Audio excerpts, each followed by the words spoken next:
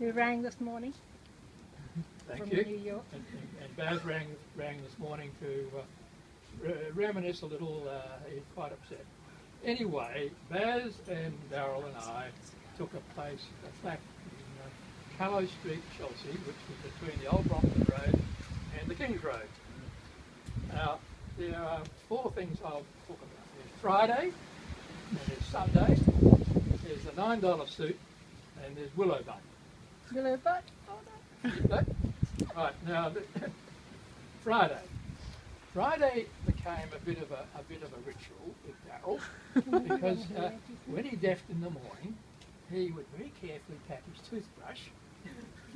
And maybe he's wrong.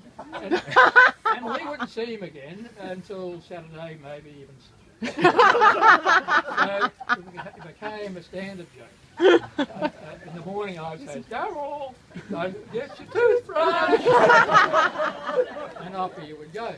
That was Friday. Now, Sunday, there was a ritual on Sunday, and it would start. Sunday we had to do the washing, clothes washing, and we had to clean the flat, and then we had to cook dinner, lunch.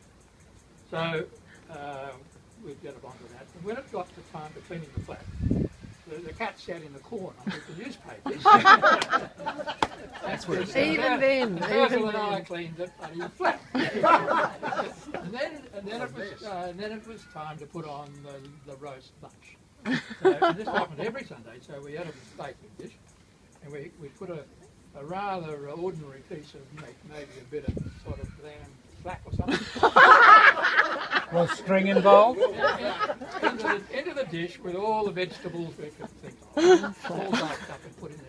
Tip over a bit of lard, and then we'd put it in the oven, and we'd go down to the locals, and we'd have a few beers with anyone who happened to be there, until 2 o'clock when that licence finished. And then we used to go down to the Zambezi Club, which was run by a whole lot of yappies down in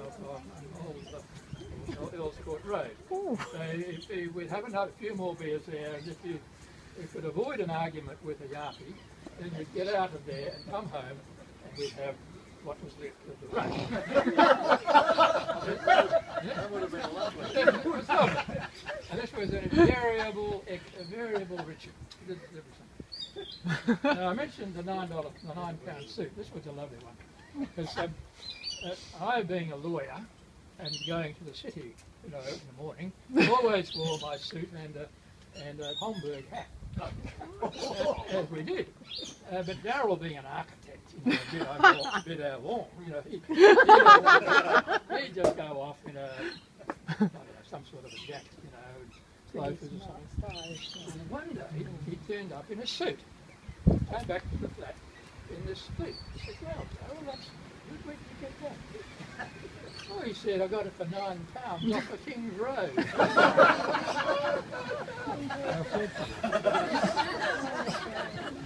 Now, I mentioned Willow Bud. Now, Willow Bud was an English girl who lived in the flat below with her young sister. And she was extremely well endowed. and we, as soon as we got into this flat, we focused on this Willow Bud, as you would. She must, I think her mother must have told her, whatever you do, don't talk to Colonials? We couldn't get anywhere there, and we used to send Darryl down the stairs to ask for some sugar, or maybe some tea, or, and he always came back with that. Anyway, after a while, Darryl, I think, never gave up, but never got anywhere. After a while, he started humming and then singing this little tune. And I grew my best because, as we heard today, Darryl had a good voice, although it was a bass voice, I think, not a tenor voice. But he would start whistling, and it would break out into a bit of a tune, and then he'd start singing the words. He would, on a tree by a river, a little tit sang a willow, tit willow, tit willow. That we reckon that didn't bring Willow out, nothing did.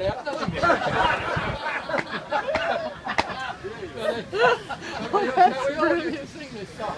Open the door, so I went down the thing. We've got to do it. The calling! Now, the final thing I want to mention about Hello Street was that Baz left and went back to Australia, left the tour. So we thought we'd better have a party to just celebrate our disbanding of the three amigos, you see. So we had a party, and I asked two girls to the party. Only two of you at the time, of course. Now, one of them was Tish Oldham. Where's Tish? Where's Tish? Tish, where are you? There she is. And the other was Margaret. Turned up in an old Volkswagen. And I think that's when Darryl first actually met Marg, but he didn't make any progress there either. So we, Darryl and I then left Callow Street, and we were bereft. And these nice girls, 5 nurses and Angela Vincent, took us She in. was a nice girl too. Good point. Angela Vincent and 5 nice nurses. Now the nice nurses were Mary Morrison, Sue Morrison, Penny Tanner, and 2 others that I now can't remember. So that with us made 8, and there were 4 single beds. Now you might go, oh, you know, oh, fell on your feet there, lads, eh? No, that's not the way it works. That's not the way it works. 4 of the nurses work night shift. Every they worked it out. So we ran a hot bed system. So as long as we were out of, Darryl and I, as long as we were out of bed by 7, which was a bit of a strain at 5, otherwise these girls didn't muck around, you know, they would just straight out like that. And we ran, we lived very happily there for a few weeks. There's one indelible memory I'd just like to share with you about that. It concerns Angela. One morning, Angela Avenue, one morning, she said to us, well, I'm ready to cook you breakfast. Well, that's nice, we did. So we sat down at the table there all night. In due course, along came a fried egg. Just that. It was exceedingly fried egg. And it sat in the middle of the plate, and Darryl sat there. And he looked at it from that side, and he looked at it from that side. And he said, Angela, what would you have me do with this? Stuff and mount it? Stuff and mount it. Oh, dear. And we then moved to another flat in Sumner Place, and we were there for a couple of months, I suppose. And then I left to go sail back to America, and left Darryl in sole control. And I left parting instructions before sailing to America with Darryl.